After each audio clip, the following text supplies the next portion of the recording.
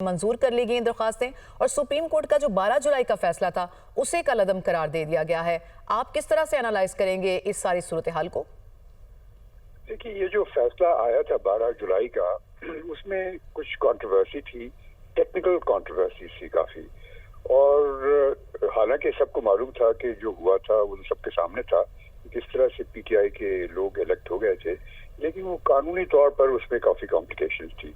तो बहरहाल एक फैसला आ गया था और उसमें वो उन्होंने जितनी ये मखसूस नशिस्तें हैं वो उन्होंने तहरीक इंसाफ को देने से इनकार कर दिया, क्योंकि तहरीक इंसाफ की अपनी गलतियां थी। अब उसमें जब नजर सानी जब हुई उस जजमेंट की, तो नजर सानी में तहरीक इंसाफ के जो वकला हजरात थे उनका अंदाज नहायत ही जारहाना था। वो जारहाना इस नजर से था कि जो जजेस जिनके जहन थे, उनके जो इरादे थे उनके खिलाफ, उनको पर्सनली क्रिटिसाइज करना शुरू किया, जिसकी वजह से ये सब प्रॉब्लम शुरू हुए। तो नजर सानी में हमेशा ये होता है कि आप दिखाना चाहते हैं कि उसमें गलती क्या है, और गलतियां उसमें थी यकीनन उस जजमेंट में, पहली वाली में। और खासतौर से सबसे बड़ी गलती ये है कि आप कैसे डिप्राइव कर सकते हैं माइनॉरिटीज को और वुमेन को उनके जो सीटें हैं उन लोगों के लिए जिनके पास के दूसरी सीटें मौजूद हैं। ये एक टेक्निकल चीज थी जिस पे वो यकीनन आर्ग्यू कर सकते थे, लेकिन आर्गुमेंट उनकी बड़ी जारहाना थी, जिसकी वजह से मेरे ख्याल में उनको ये नुकसान पहुंचा है। तो शाइक उस्मानी साहब, आप ये कह रहे हैं कि सही तरह से पुटअप नहीं किया अपना केस पीटीआई के वकला ने, इस वजह से फैसला उनके खिलाफ आया है या दरख्वास्तें मंजूर हुई है उनके खिलाफ? जी, उन्होंने अपना जो तरीका, जो नजर सानी में जो कहना चाहिए मेरिट पर, वो उन्होंने नहीं कहा। क्योंकि नजर सानी में आपको दिखाना चाहिए कि इसमें गलतियां हैं जो which are on the surface of the record, और इसमें गलतियां यकीनन थी। क्योंकि एक तरफ आप चाहते हैं कि आपके पास डेमोक्रेसी हो जिसमें कि रिप्रेजेंटेशन हो सबकी, और औरतों की और अक़लियती लोगों की जो रिप्रेजेंटेशन है उनकी नहीं थी। अब उस पे इम्पोर्टेंस देने के बजाय वो दूसरी चीजों में लग गए और उसकी वजह से ये नुकसान हुआ। सही। शाइक उस्मानी साहब, पहले ही हम देखते हैं कि पीटीआई जो सिस्टम से खासी नाराज नजर आती है, तो इस सब के बाद क्या मजीद इम्प्लीकेशंस हो सकते हैं पीटीआई के लिए? नहीं, अब तो खत्म हो गया ना मामला।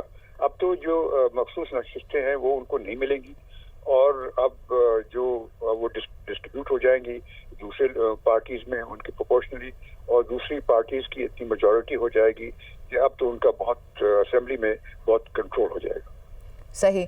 तो शाइक उस्मानी साहब, हम ये देखते हैं कि क्योंकि मुतमईन नज़र नहीं आती इस सारे प्रोसेस से, पीटीआई के वकला भी आज भी खासा, जैसे आप बात कर रहे थे कि जारहाना अंदाज था, आज की हियरिंग में भी हमने देखा कि खासे जो है वो तल्ख किस्म के आर्ग्यूमेंट्स हुए।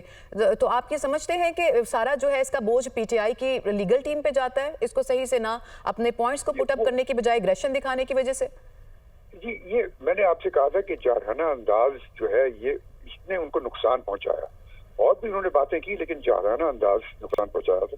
जिस चीज को एम्फेसाइज करना चाहिए था वो उन्होंने एम्फेसाइज नहीं किया, और हालांकि वो अगर करते तो शायद उनको कामयाबी हो जाती।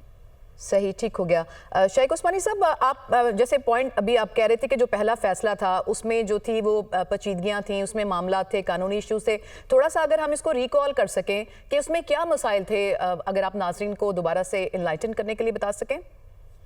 देखिए, उसमें मसाइल ये थे कि पहली बात तो ये थी कि जो इन्होंने सुन्नी काउंसिल को ज्वाइन किया था, तो वो इंडिपेंडेंट उसमें लोग जो थे पीटीआई के जो इलेक्टेड हुए थे, उन्होंने सुन्नी इत्तेहाद काउंसिल को ज्वाइन कर लिया था, और सुन्नी इत्तेहाद काउंसिल की कोई सीट नहीं थी असेंबली में, तो पार्लियामेंट्री पार्टी थी ही नहीं वो सिरे से। और फिर वो कह रहे थे कि उन्होंने जो पिटीशन फाइल की वो ये कि जो ये सीट्स हैं ये पीटीआई को दे देनी चाहिए।